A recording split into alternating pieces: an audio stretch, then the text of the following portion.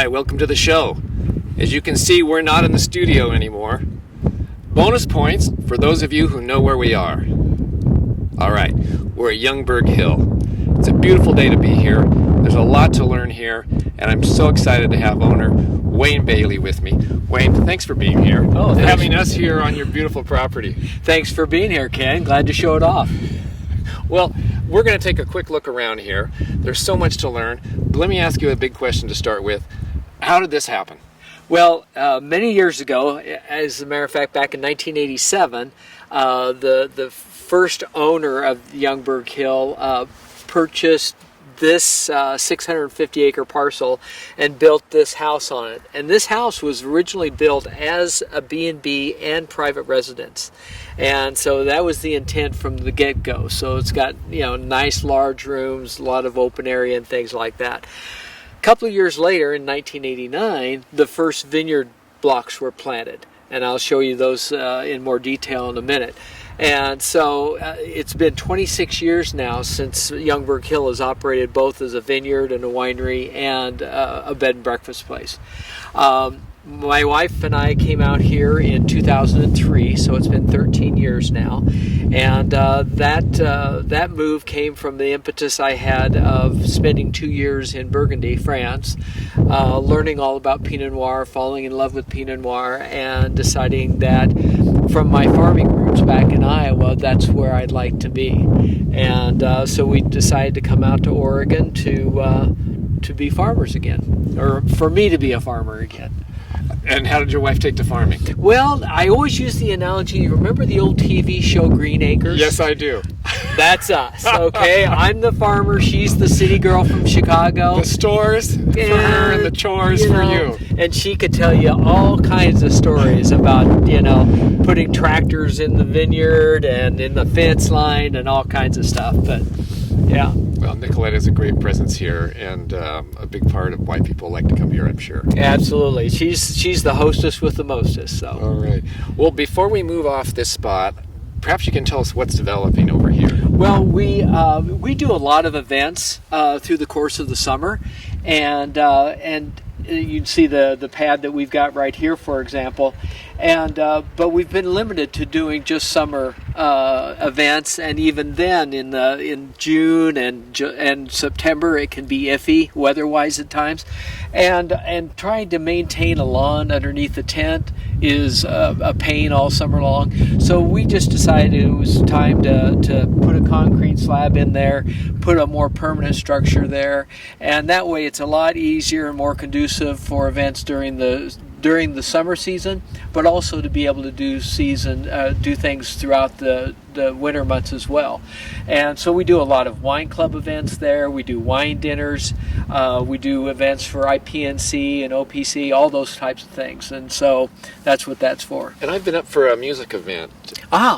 Yes, we do Wine Wednesday, live music. A lot of times we do them, they're smaller venues that we'll do on the deck, but a lot of times we'll do them out here as well.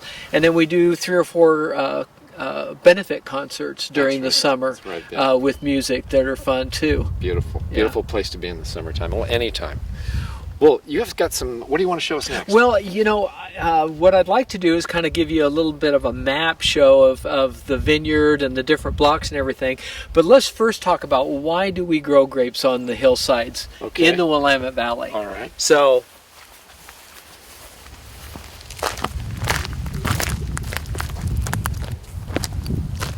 the Willamette Valley is blessed with a great combination of soils. And as you tour around the valley, hear a lot about different types of soils. And they've got names like Jory and Panther and Willackenzie and so on. But in the bottom line, it's typically combinations of marine sedimentary soil and volcanic rock, which are uplifted soils that came when the Coast Range was built. And we're right up against the Coast Range right now, only 25 miles from the ocean. And so as a result, what we're planting in is these. A lot of rock, and this rock, if you went up into the vineyard, you see that it looks like soil. But in fact, it's this rock that has just been shattered and pulverized over a long period of time. So what you've got is this great combination of marine sedimentary soils, which retain subsoil moisture for the vines during the growing season, and you've also got this rock that provides for good drainage. And that combination is perfect for growing wine grapes, and that's why we grow them up on the hillsides, is because that's the soil you've got above 300 feet. And there's a name for this soil. Well, this specifically is Steyr soil, which is predominantly volcanic rock, and it's again uplift from the ocean floor. Paul, did you get a shot of this? What he calls soil? Yeah, zoom in on that. I would say rocks. They're rocks, but this is volcanic rock, and it's a lot of people will call it basalt rock. Okay, and you see it's very porous, very brittle. If you drop it, it break into 100 pieces, and it pulverizes easy. And that's because this lava was flowing out of the Cascades into the ocean, and it quick cooled. So that's why you've got a lot less dense basalt type rock, is because it went in the ocean, quick cooled, and then settled to the ocean floor. All right. Well, thanks for the tour. And so then, looking to the west, you've got the Jordan block, which is 26-year-old vines on Ondroot, Pomard, and Vatensville clones. Jordan, that's the name. That's the Jordan, and that's the name of our middle daughter, Jordan, the singer. Then to the southwest, right down there, we've got the Bailey block, and that block was planted in 2008. And Bailey, what's her? Bailey is our last name, so that's where that name comes from. Okay. And the Bailey block is also on a shelf of shale, so it's just what was in the ocean floor at the time. And then as you sweep over to the left, you'll see the Natasha block, named after our oldest daughter, and that block is also 26 years old, planted in 1989. And then as you sweep down towards the driveway, you get to the Aspen block, which is our youngest daughter, and that is a combination of Pinot Gris and Chardonnay, and those vines were planted in 2006. All right. So that's and all. As you go from top at the Jordan block down to the bottom, you go from 800 feet down to 525 feet, and you also go from basalt rock to shale to marine sedimentary soil. So you get an extreme stratification through that 300 feet going down the hill, all southeast facing, and you get difference in temperatures and weather throughout that hillside as well. And harvest times are different as a result Oh yeah, of that? we harvest 5 different times on the hill. And can you characterize the kind of wine that comes off the higher elevation versus Typically, the lower? the higher you are, the cooler it is, the longer the ripening period is, which tends to bring more, a little bit higher acidity, but definitely more structure, more depth, and more intensity in the wine. And the Jordan always tends to have a little bit more complexity and have a little bit more earthiness. Well, who have we got One here? of our vineyard dogs. That's Archer. Keeps the deer out of the vineyard for us. All right. We're organically and biodynamically farmed, and we do not irrigate. So part of our biodynamic program is having things like the dogs to keep the deer out of the vineyard. We don't do anything else, poisons or anything like that. We'll see the cattle in a little bit. But biodynamics is all about having a balance of all life forms on the hill, plant, animal, and insect. And through use of the animals like the cows, and having the right plants and having riparian areas and having pasture land, you've got a diversity of all 3 of those living elements that help keep health in the vineyard. Wow, that's a beautiful story. You had a vision of that before, or you learned a lot of this, or you made it up as you went along? Well, it was interesting in that growing up on a farm in Iowa, I grew up during the chemical revolution, if you will, in farming, where everything was starting to go to herbicides, insecticides, and weed sprays and everything else. And I saw over a period of time what that did, and is still doing to the Midwest farms in Iowa and the surrounding areas. And I just knew in my own mind I didn't want to do that. I didn't want to farm that way. It just so happened that while I was in France, I was influenced because they were at that time just coming out of that chemical revolution and going back to natural farming, to biodynamics and everything. So I was heavily influenced on the positive side by that, and knew coming from that that that's what I wanted to do and how I wanted to farm. Plus, I'm raising my family here, and they're less than 100 feet from the vineyard. And so I'm not going to do anything on the vineyard that is going to be detrimental to the family right here on the hill either. So, as well as our guests. Wow, that's a great plan and a beautiful place.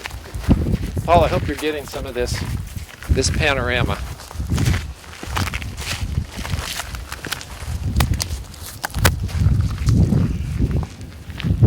So we're looking out here at wine country. What are we? Yeah. So as I mentioned before, as we're sweeping across from west to east, and we look across.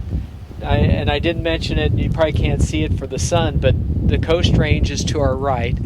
And then right below us is the Yamhill Valley. And across the way, about 6 miles away, is Amity-Eola Hills AVA. So we're standing in the McMinnville AVA. And so the McMinnville A is between the Yamhill Valley and the Coast Range.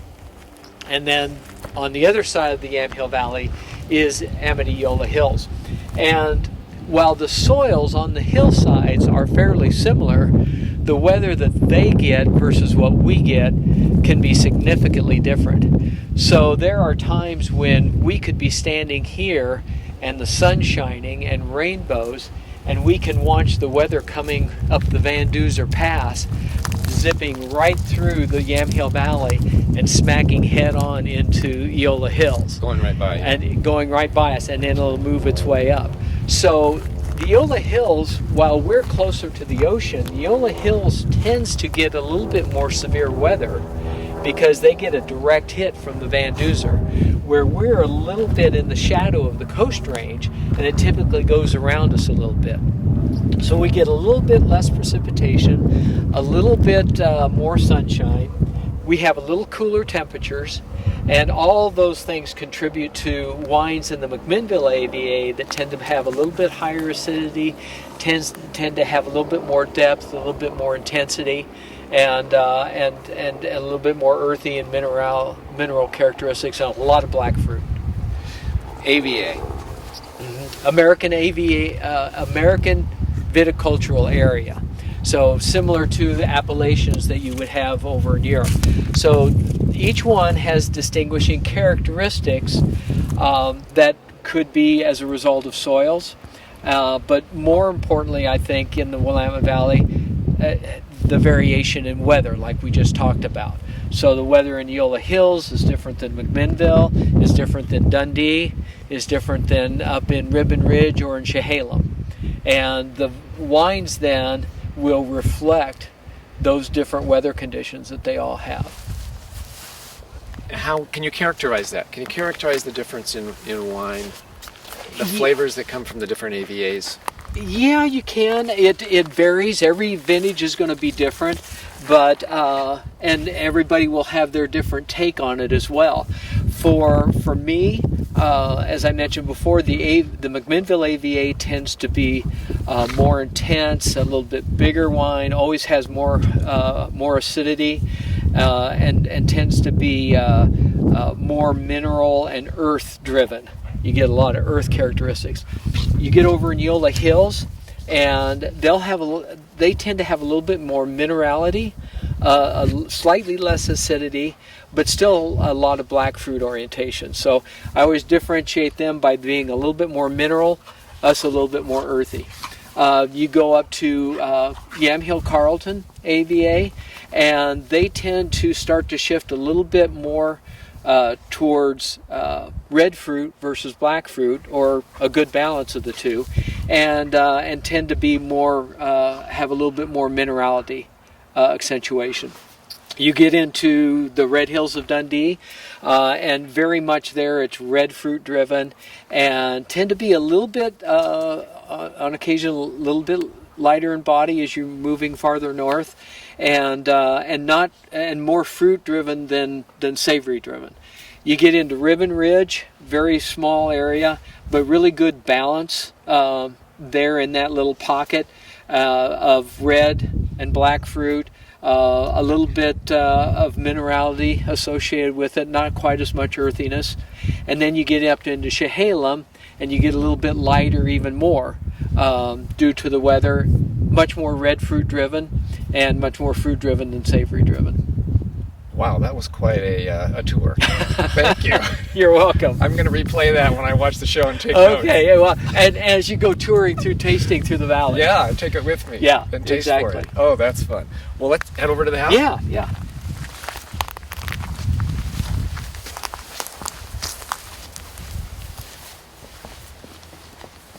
So I call it the house. It's a lot more than that. Well, it is. We have 8 guest rooms in the house. They're all very different. Again, it was built. Most of the rooms were built as guest rooms, and then a couple of the rooms used to be master bedroom and guest bedroom. So you've got a lot of common area that is living space that the original family had, and now is for our guests to use. Well, let's get over here and take a look at this view of the mountains. You were pointing out each mountain. I hope we've got a good clear day. I know Paul will do a good job to capture this great scene we have, and that as we talked about before, you've got the Amadiola Hills directly southeast of us. You've got the Coast Range to the right, to the west. Due east of us is Mount Jefferson, and just to the right you can see the very tip of Sisters. And then it's kind of neat because they've just gotten some fresh snow, you can see along the whole Cascade Range there. And then off to the left, with the entire Willamette Valley in between us, is Mount Hood. That is an amazing view. And the Willamette Valley at this juncture is probably about 80 miles wide. So, gives you an idea of how far we can see. And on a moonlit night, you can't hear anything but the stars. It's just quiet. Yeah, no noise pollution, no light pollution. And you'll see, I was hoping our cows would be a little bit closer. They're starting to move down to the hill, but as I mentioned before with our biodynamic program, the cows are an important part of that. And they're Scottish Highland cows. And we decided to get Scottish Highland because they're really easy to take care of. They're very docile animals. They don't try to get out and get into the vineyard at all, and they're very easy to take care of. They're grass-fed only, so they're all natural there, and using their manure for composting and the things we do for compost teas and everything for our biodynamic program. Can we take a look inside? Yeah. All right. So this deck that we're walking on, Ken, goes all the way around the inn, and as I mentioned, we do music events out here during the summer as well. This is Cuvée. That's our other vineyard dog.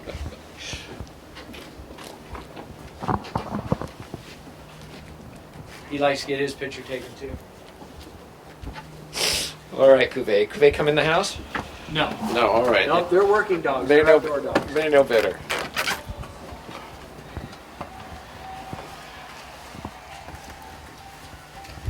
So where are we? We are in our tasting room.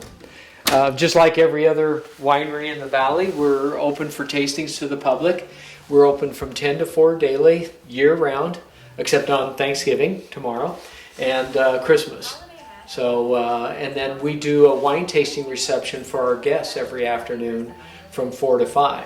So our guests get the extra bonus of not only getting breakfast in the morning, but also getting a free wine tasting in the afternoon. And they get a little bit more up-close, personal relationship with us and knowing what's going on the hill and knowing about our wines and everything. 10 to 5 every day of the year you can come out here. 10 to 4. 10 to for 4. General public. Except Thanksgiving and Christmas. Yep. All right. Well, that's easy. Oh, I'll take that back. And New Year's Day. Okay. I got football games to watch. Well, on the way out here, I got here early because I thought, well, I'm heading out into the country. I don't know how long it's going to take to get there. I'm going to give it plenty of time. And it took me about maybe 10, 11 minutes to get here from McMinnville, just down Highway 18. That's right. And short climb up into the hill here. And yeah, it was just, I was surprised at how short time it took. Yeah, it's not far at all. It's about 6 miles, That's right. into town. So. What else do you want to show us? Let's walk through the inn here and show you again, this whole first floor is common area for our guests. So you've got a lot of area both inside and out to really enjoy the whole hill. And we encourage our guests to not only walk around the hill. Up on the top of the Jordan, there's a big oak tree with a rope swing in it that our guests love to go up and use. I encourage our guests to go out and walk in the vineyard and look at the vines, whatever time of the year it is, to see where they are and what's growing there, and to talk to them about it. So it's more than just coming and staying overnight in a room. It's all about enjoying the experience of the whole hill. All right. So let's go up and I'll show you one of the rooms to give you a kind of a feel. We've been working through and remodeling. We've replaced the deck, the siding, and remodeling all the rooms. And we've wanted to give the whole feel of the inn more of a wine theme, because since Nicolette and I came here, our focus has been all about growing grapes and making wine. And so we felt that to be more appropriate with that the rooms reflect that wine theme.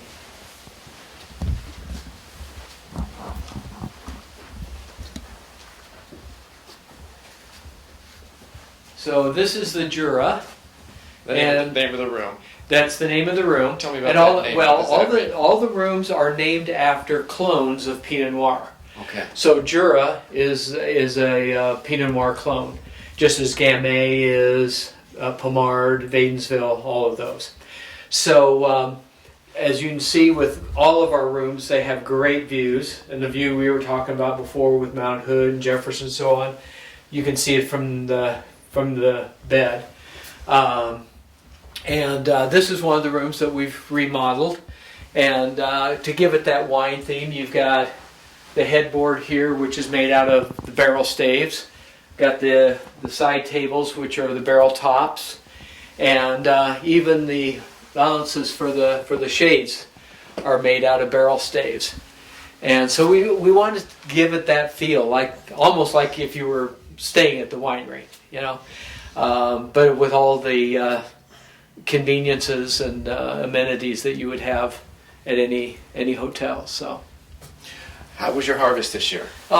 2015 was awesome. I will cautiously be optimistic that this could be our best vintage ever.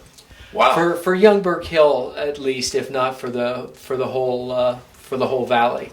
And it's just because, and again, it's all location and it's all about luck with weather, but luck, exactly. We were concerned all summer long, because of the heat, and we had. That's brutal. But the plus side of that was that it was an early spring, and we got started early, and and so we were early in the growing season all summer long, which actually makes it a little bit easier in terms of growing. And so we went into September, and there was concern that if you get normal warm weather in September, that it's going to accelerate the ripening process.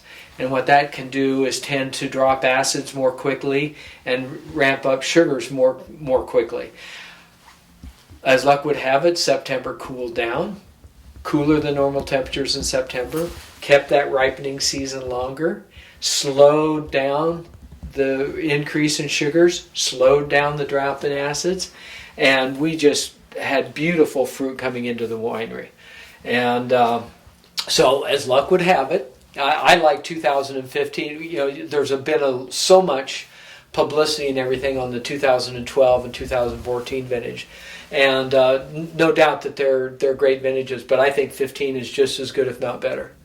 All right. So, wow, what a tour! yeah, Thank you, and thanks for that prediction. We'll be watching to find out. 2 years. Okay. 2 years. We'll know. Wait with bated breath, All right. unless you want to buy futures.